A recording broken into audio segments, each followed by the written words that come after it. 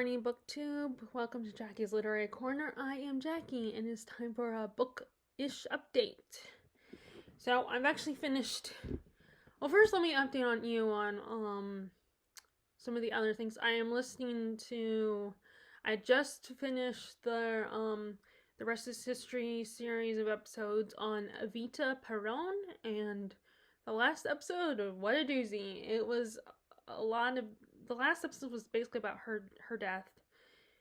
And like episode 4 revealed that she had, I think, cancer, and sadly she died, but like she was a very charitable person, a very melodramatic person, and very much wanting to do everything she could to help people and take care of. She was the mother of Argentina, and she would not take a rest. She would not take care of her own health.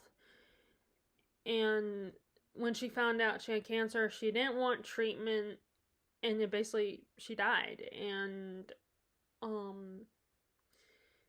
so episode 4 was about that, while episode 5 was essentially the weirdest thing ever. Is that after she got her body embalmed so it could be preserved and people could look at it, because everyone loved her in Argentina, so everyone wanted to honor her and see her body and everything. And so you gotta embalm a dead body so it won't decay and will keep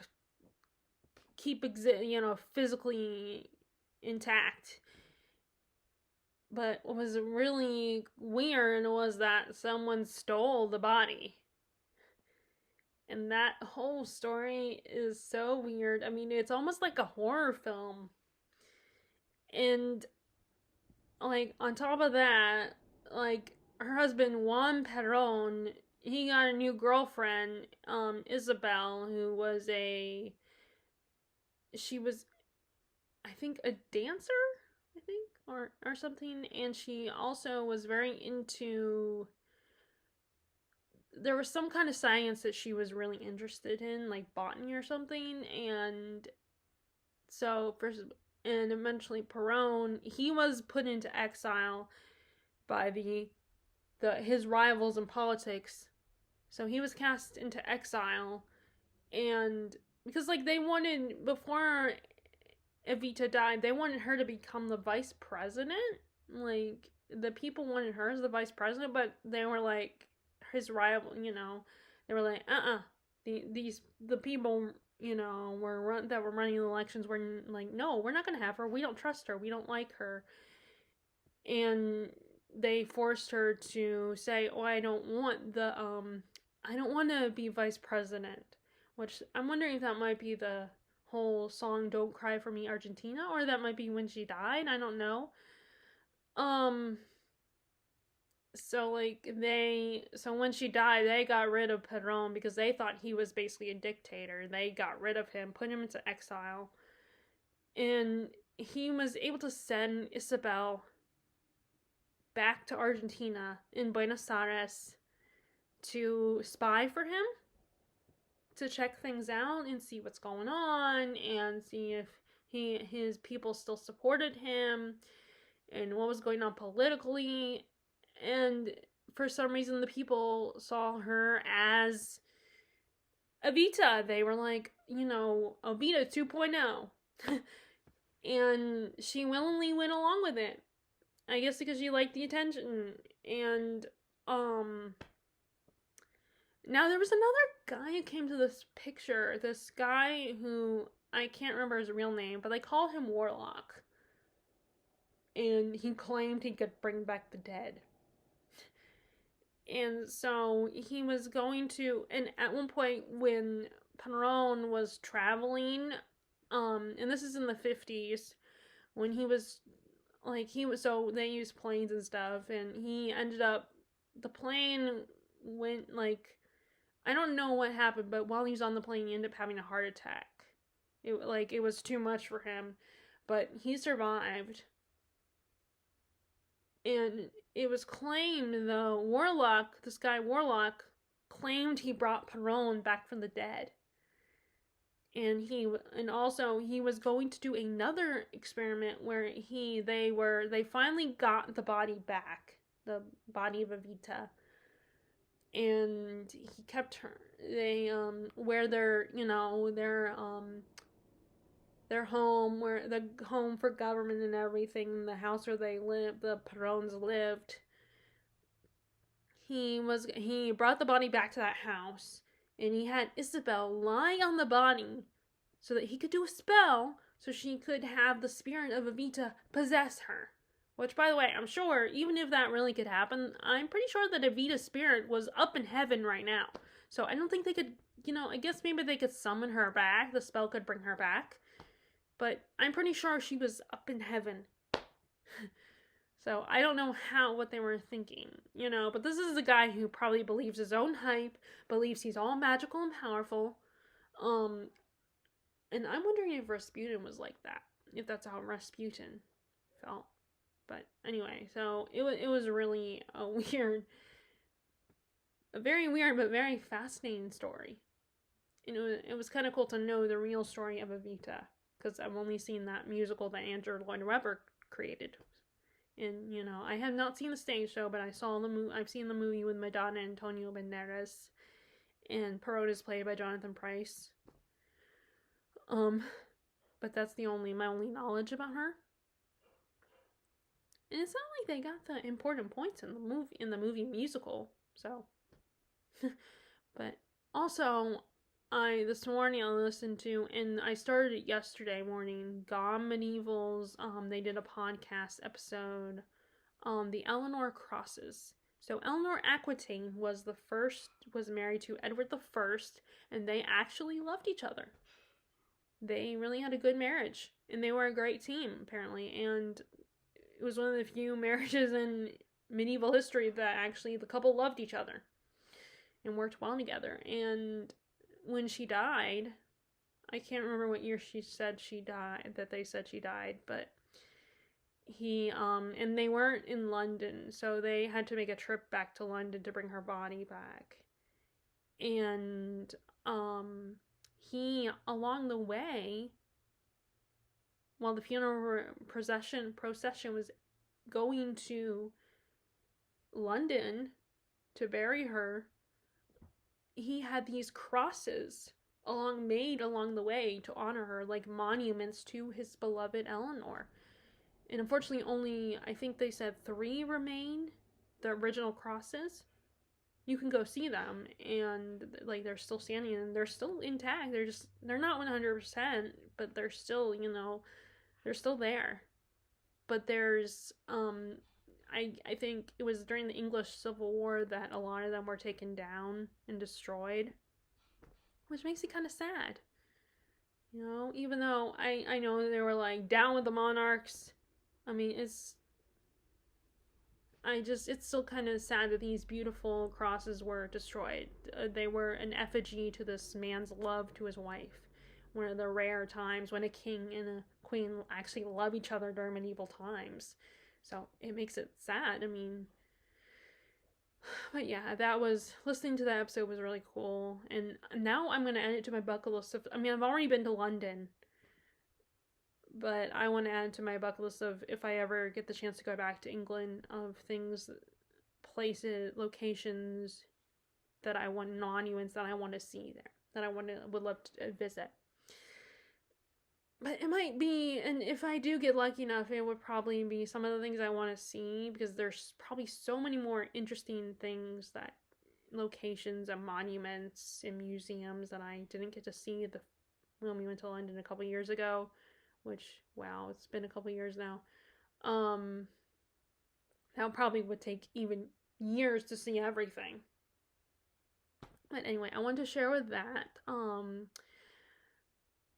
I don't have anything. I did watch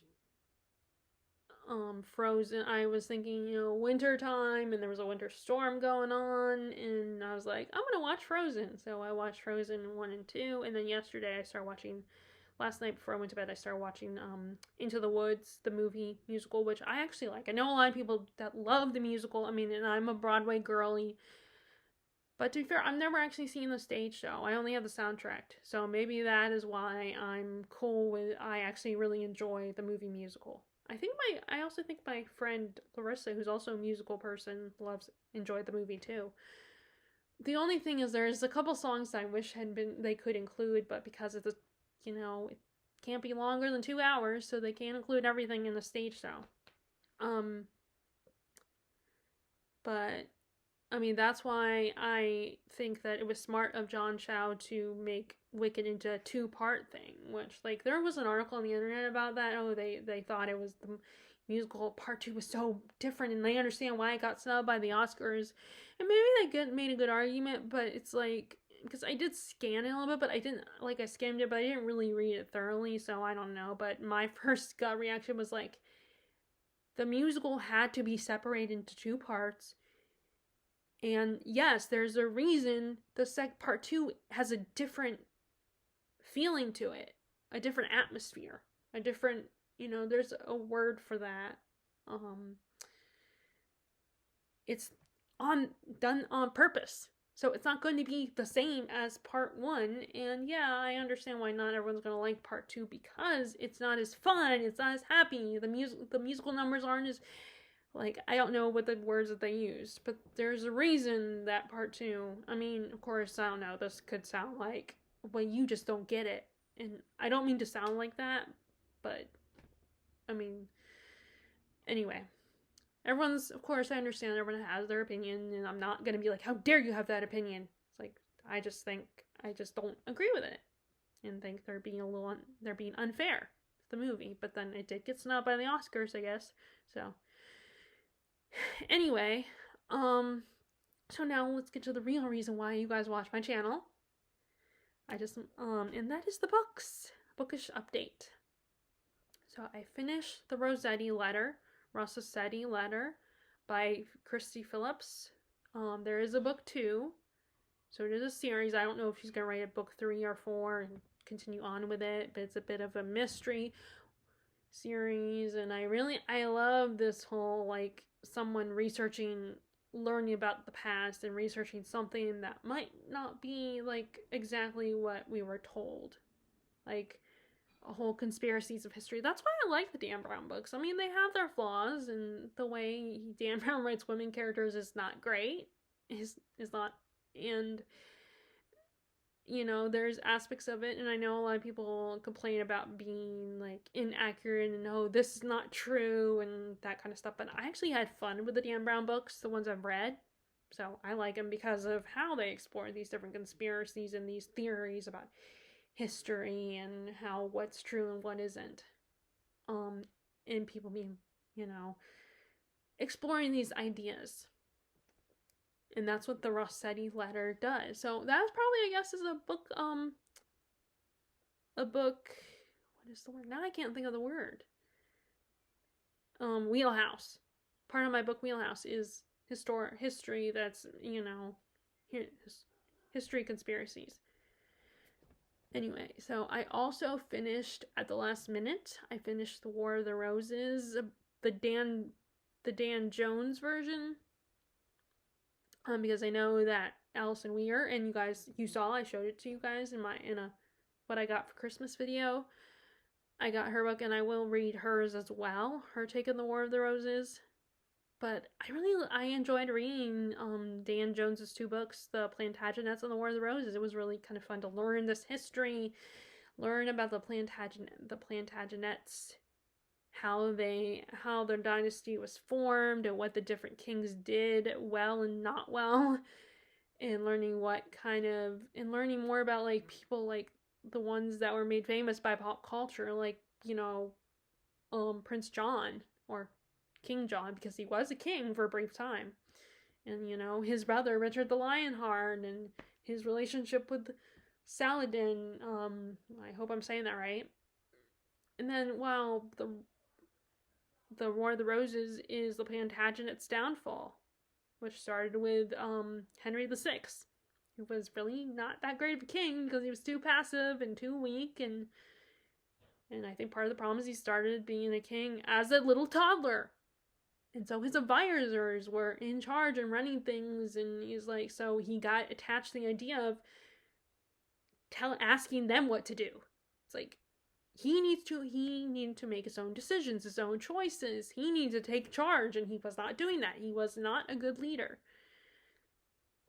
I mean, in fact, his wife, the woman he married, Margaret of Anjou, basically took over. And it was her that, Richard, Duke of York, the first one, because, Edward IV, his son, was also Richard, Duke of York. The two of them were butting heads, and he wanted the throne because he believed he has a right to it, that he should be the one because he would do better at leading and doing what was best for the kingdom. And then he died, and I think Edward IV was his son, showed up and laid claim. And he was more successful at it than his father, because his father got killed when they went to war with Warwick, I think helped her with that. Warwick, I think, unless he was a Yorkist. I cannot remember if Warwick was on her side or on his side. I think he was on her side. I think he was a Lancastrian. And then he had a son. He had two sons. One was named after his grandfather, Richard Little. He was the younger one, but then they had the older one, Edward V. And for a period of time, he became Edward V and became king. And, he was only like 12, but then Richard shows up. I think, Richard, the third, I don't know if he was Edward. I want to say he was Edward's brother.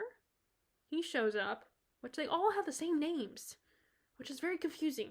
The only way you tell the difference is the numbers. And what they are the Duke of or the Lord of or something else. The only way you know the difference.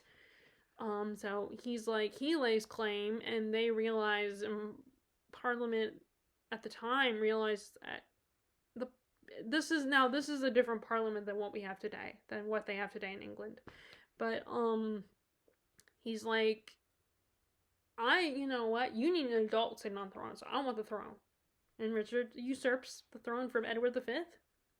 Gets rid of Warwick and Margaret of Anjou and all them, and puts Richard, his nephews, in the Tower. And that's the whole Prince of the Tower thing, and how everyone's talking about, did he kill them? Did he have someone kill them? And I just listened to a podcast where, now this is actually an old one, but Gone Medieval's podcast on,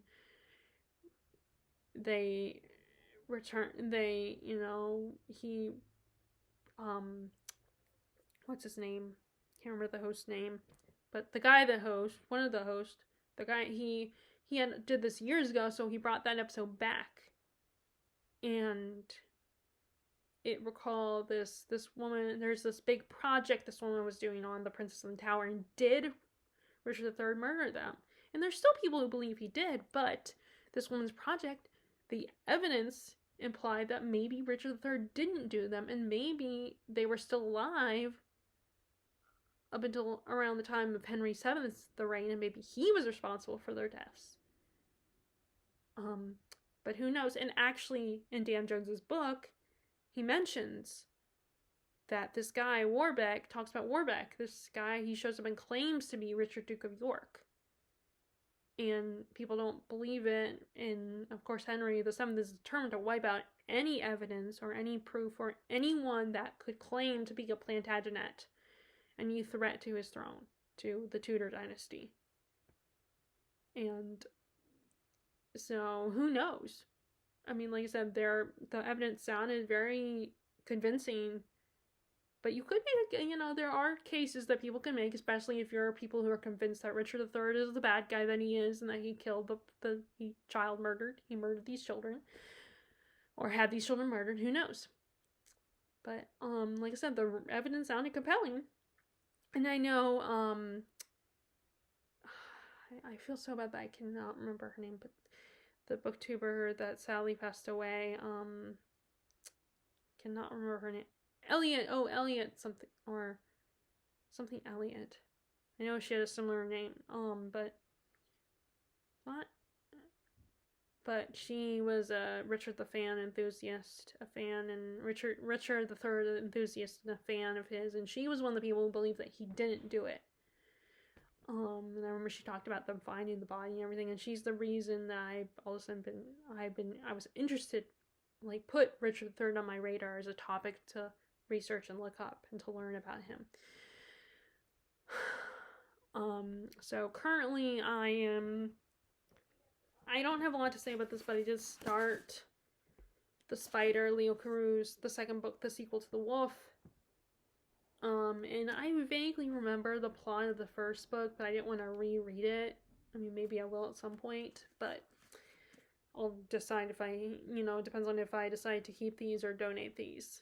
Because, I mean, I'm enjoying the story, but just because I enjoy it does not necessarily mean I'm going to keep it. But anyway, so the first book is basically this guy, Roper. This is during Viking times.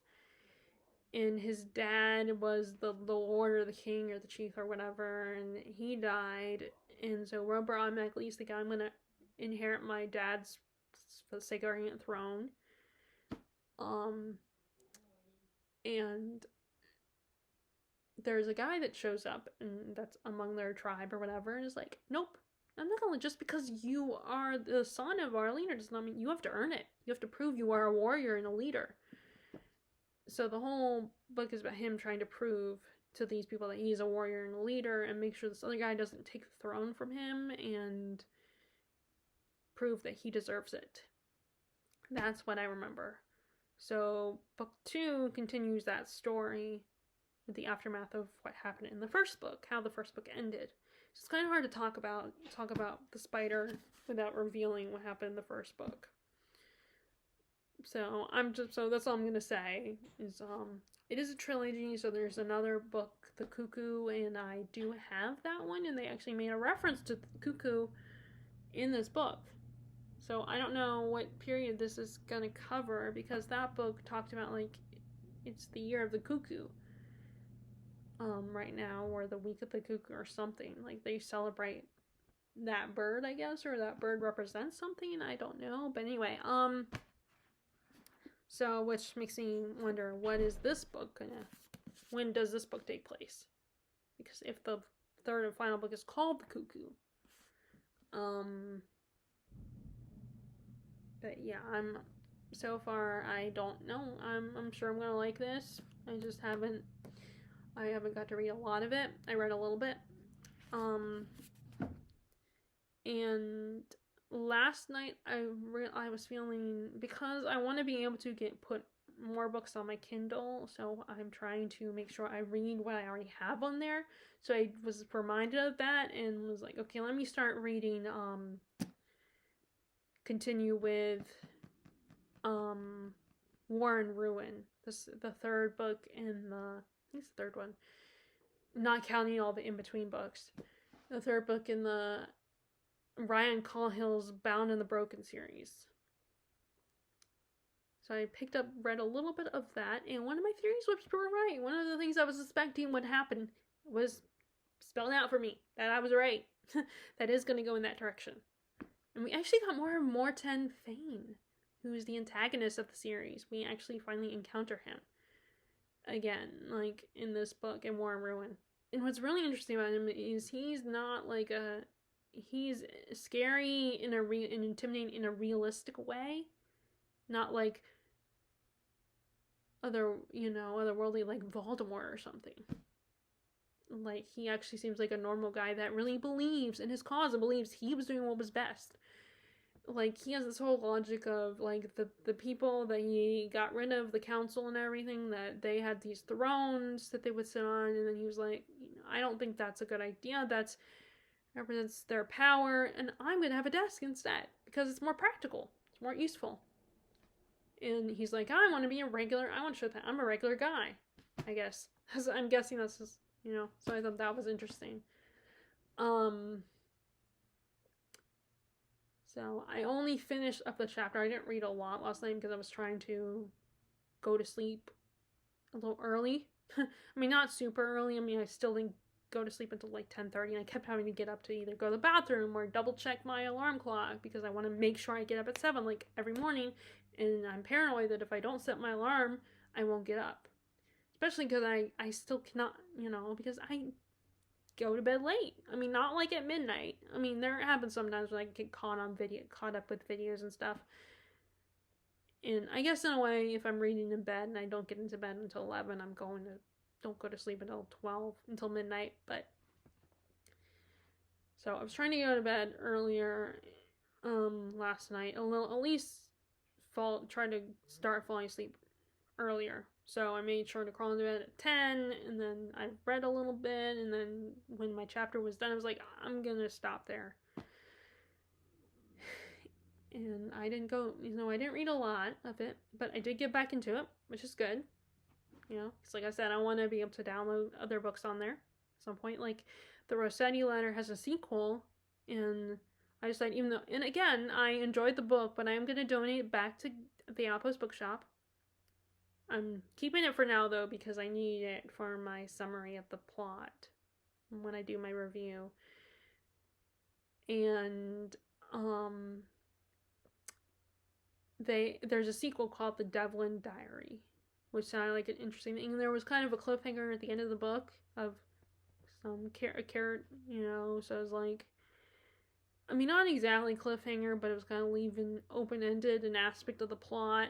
And so it's like, I want to read the next one and see where that goes. And also the mystery that's introduced in book 2 sounds really intriguing. But I decided, since I'm donating the first book, I'm just going to get the second book on Kindle. Because I have this thing about series where if I'm going to read, I'm not going to get rid of the rest of the books in the series, even if I decide to remove them off my shelf. Because, like, that's what happened with Deborah Harkness's, I cannot remember what that series is called. But what is that series? About the witch and the vampire. It's like an adult, people say it's adult version Twilight. I cannot think of what it's called at the moment. It will pop into my head, but that series, I was debating if I was going to continue or not. I did have book 3. I did not have book 4, Time's Convert. And I was like, I'm going to keep this for now until I decide to let it go. There's other series where I've gone back and forth with letting it go when I still keep the books on my shelf. But then now it's gotten to the point where I will remove them from my shelf, but I won't get rid of them yet. Like with Trollope, when I was debating about if I was going to keep the physical copies of his books. Because I wasn't done with the Bartsetshire series. And I decided to let those books go, and I decided I'm going to read them on Kindle instead. The rest of his books. But yeah, this time with series, I want to have all the books together. I don't want to, in most cases, if I'm going to, even if I'm going to let the rest of the books go, I want to physically keep their presence here in my space until I finish the whole series. And maybe that's silly, but that's just my logic. But yeah, so one of my current reads is The Spider and War and Ruin by Ryan Cahill, which I think so far is a really great series. I think other people should check it out. So then we have I'm continuing. I am on to, with Lord of the Rings, I am in Return of the King book, and we are up to Gondor.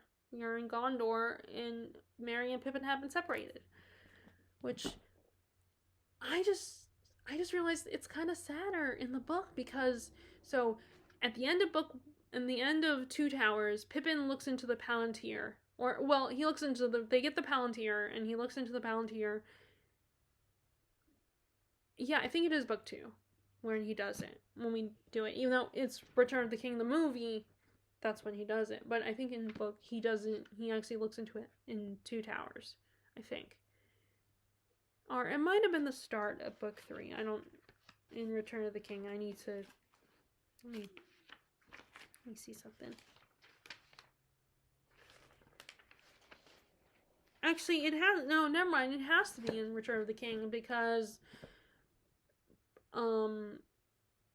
I think.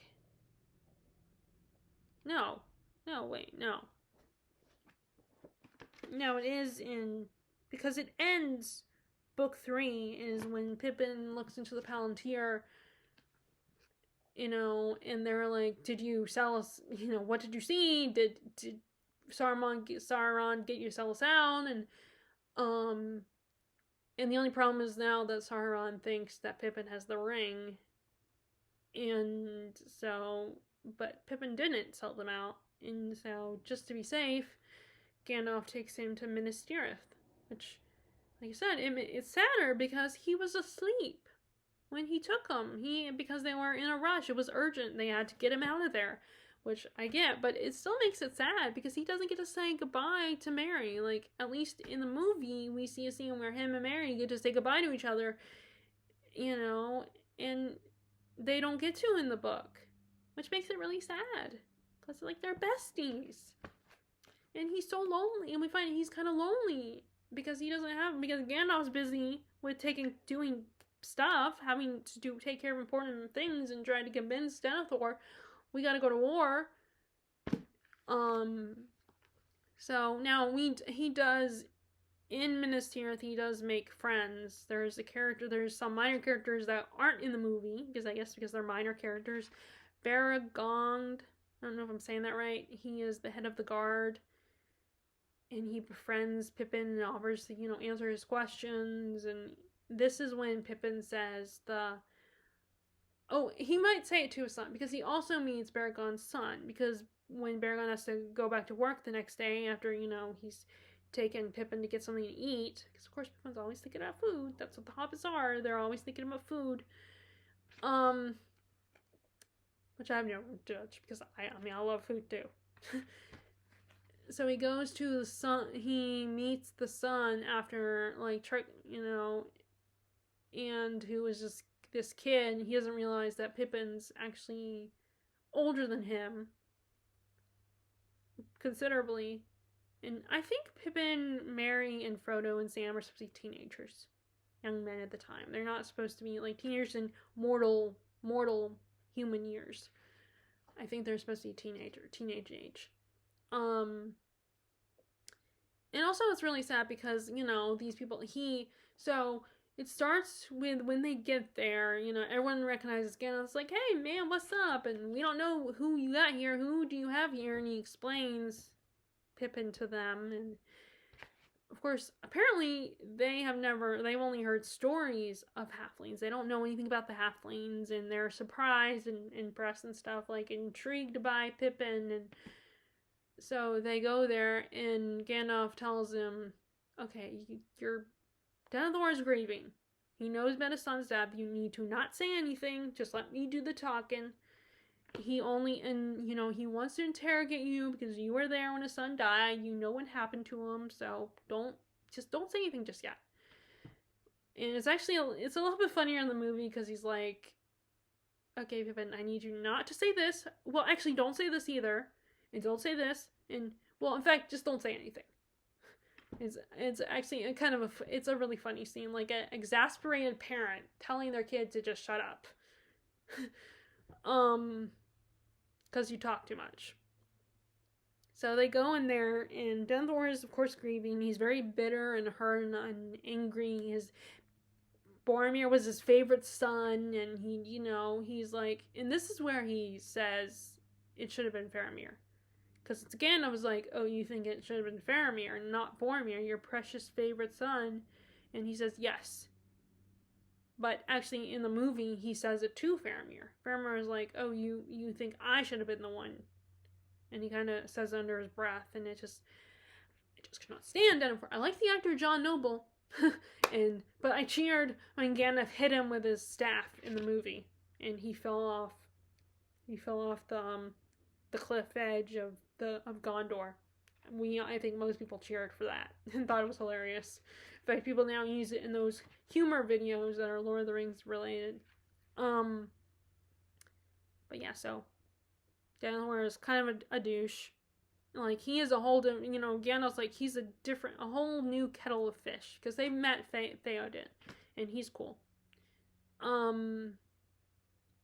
So, like, and Denethor, I think, is also a little bitter that he's just a steward. He's not allowed to rule. He's just the protector.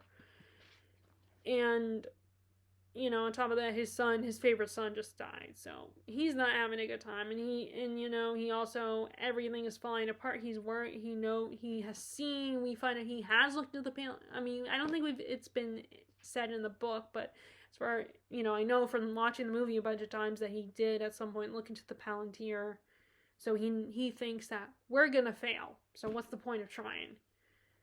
And Pippin gets inspired, is like, decides inspired to apologize. He gets motivated to apologize, tell Denethor, me and my kinsmen saw him. He protected us, he saved us, but then we got taken by the orcs anyway, and we were knocked unconscious, so that's the only reason why I don't know what happened, how your son died, but I do know that he was killed. I didn't see exactly how it happened, but I do know I know that he got killed. And he decides to he wants to be like, I want to honor and respect your son, and so I will serve you. And Denethor accepts it. He's like, I appreciate that.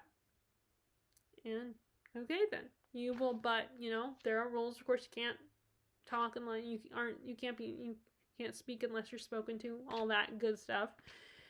And it's actually interesting because when him and Gandalf are talking about later, so in the movie, Gandalf's like, the way Ian McKellen delivered the line about him serving the Steward of Gondor, he's like, dude, that was a dumb idea. What's wrong? Why did you do that? Now, basically, you're stuck doing that job. At least that's the tone, the impression of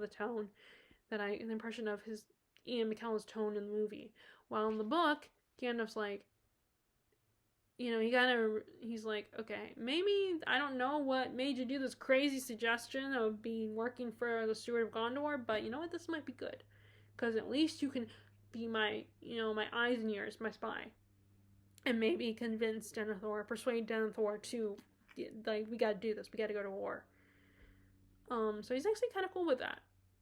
Okay, so anyway, we get going back to Gandalf's busy, so Pippin is exploring the city, runs into Baragon, who offers to help him out and answer his questions. And he's lonely.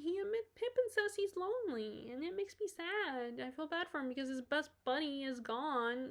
He can't go see him because he's in a whole nother kingdom, so he can't just go visit him or email him or call him or whatever, like we do nowadays. Like, I can call Terry or text her. Or, like, the same with Larissa. Or, like, if my mom goes out of town, we can we'll still be in contact with her. But anyway. So, he meets... But it's also really sad because when he's walking... Everyone, because he serves the steward now, he's got a bit of respect because he's Gandalf's friend. There's some respect to these guys, and they're intrigued by him. But then when he's walking away, he hears them kind of mocking him and finding him a little weird. And it's you kind of feel bad for him because not only is he lonely and misses his best bud, but also he hears people talk about him behind his back. But that's actually, so I don't know if it's with Baragon or with his son, where he says the line of, I'm not going to grow any taller. I suspect I'll only grow maybe sideways. But I know that he says it to one of those two. So he does not say it to Faramir. He says it to one of them. So anyway, we go back to Rohan, where Merry also misses Pippin and is very lonely, but also is like, he wants to fight. He wants to do his part, and he becomes a squire of Rohan. So he's very excited, and he doesn't. But then Aragorn has a visit from a friend from Gondor. He's like, "Hey man, what's up? I haven't seen you in a while." And he's like, "I got some news. I'm the messenger," and tells updates, and he pulls him aside, explains to him what's going on, I guess. And so I am assuming this is the moment that, so in the movie, Arwen, when she's going to the Undying Lands, she has a vision that what her father said, how there was nothing left for her, is not true. That her and Aragorn will, if they got married, they will have a son, he will become king. So she does have something left. The only thing is that she will grow old and die, and her father doesn't want that. So he lied to her. So she goes to him. It's like, you lied to me, and she has accepted that, yeah, I'm going to get old. I want to grow old with Aragorn and have our child, have our son. And, of course, Elrond doesn't like it, but he accepts it. And she convinces him, okay, you need to give Aragorn the sword that was broken. Because, so in the book, he actually has the sword. He has the sword because I think he's used it. And, I think he has it. But in the movie, I know for sure he does not have it. It is still lying in Rivendell, broken. And so she tells her father in the movie, she's like, you need to reforge the sword and present it to Aragorn and convince him that he can do this. That he is meant to be king, that he is not Isildur himself, he is his heir, he is destined for this, that he can do this. Because he is not convinced. He's very insecure and feels shame and feels like he is not worthy, he's not capable. But in the book, he's like, he is more confident, he is ready to do this, but he knows there's some things I gotta do first. I gotta finish this war and stuff. He needs to step into his role as king, and he's all ready to do it. He's gung-ho about this, but in the movie, he's not so much. So Elrond goes to visit him. So I am thinking that this is that scene, but with a different character. And like I said, I think he already has the sword. It's already been, the sword has already been forged and everything is all good. So I think. Maybe any of you who have read Lord of the Rings can correct me if I'm misreading it. And he shows up and explains to him, but you don't actually see the scene. You just see the scene. You just see Merry, Gimli, and Gandalf talking to me like, okay, what's up? And what's going on? Especially because Aragorn comes back and he's very solemn. He kind of keeps himself. And I think we do see, actually, no, I think we do see the scene. I think we do get a little bit of it. We get the conversation between the two of them. I don't know what the guy's name is that tells him these things. And I think he also receives a message from Arwen saying that she's leaving. She's going to the Undying Lands, and he's, I guess, really heartbroken about it. And so that's why he's all sad and solemn and knows what he has to do and what he's given up. And I think now we are going to get that in the appendices, that part of the story. Because now I believe that this is that moment, because in the next breath he's like, we got to go to the path of the dead. Because in the movie, after that scene, the next early morning, Aragorn is going to make that trip to the paths of the dead, because Isildur's men ran away like cowards and left him. A lot of them left, so they were cursed. So he has to go get them to honor their oath so they can break the curse on them. And like I said, in the movie, Aragorn's all set to go by himself. And there's also a little moment of, because Eowyn has this crush on him, goes to talk to him, and he's like, she's like, where are you going, dude? On the eve of battle, you can't leave us. And he realizes that she has a crush on him, and it's like, you can't. My heart belongs to someone else. We barely know each other. You only love, the quote is, you only love a shadow, or something like that. He leaves her heartbroken, and like I said, I don't know if that's going to be in the book or not. I have not, I did stop reading because I was starting to fall asleep, and my eyes were starting to go, close, and, but after that moment, Gimli and Legolas are like, you're not leaving us, we're going with you, dude.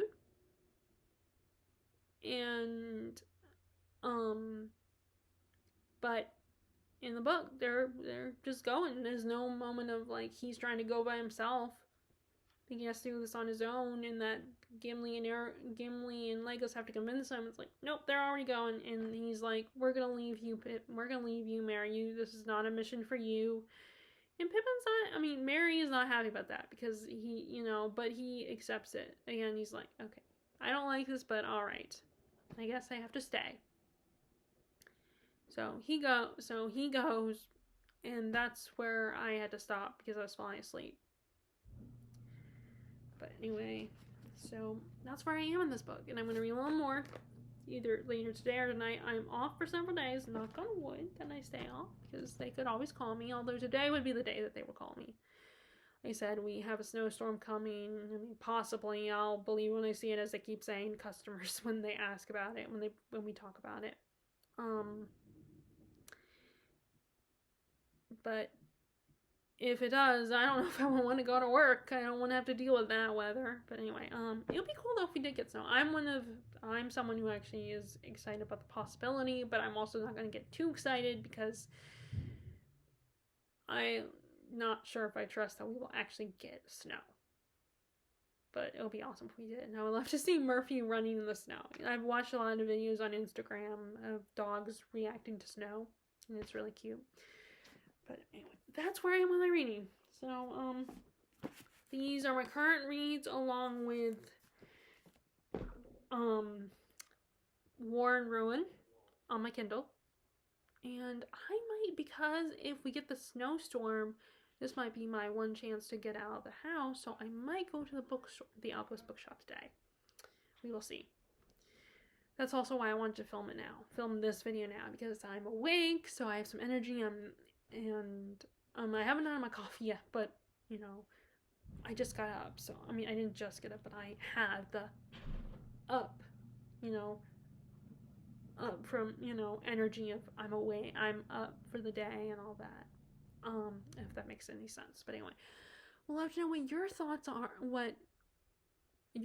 what I've read so far, and how my reading is going, and what are you currently reading? Are you reading anything that you're really excited about? Love to hear that in the comments below. And I will talk to you all later. All right, bye.